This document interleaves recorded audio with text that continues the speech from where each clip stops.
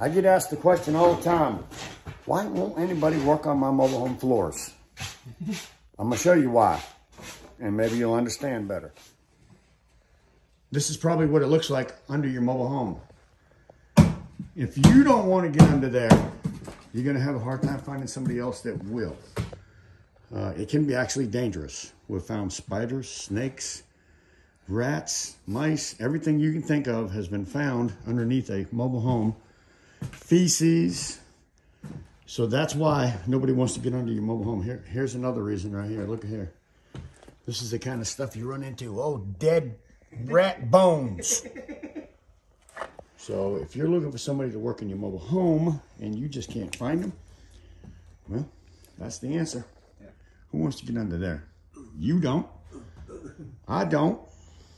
So that's why I do everything that I can from the top. When it comes to underneath, there's nothing I can do about it. Question answered.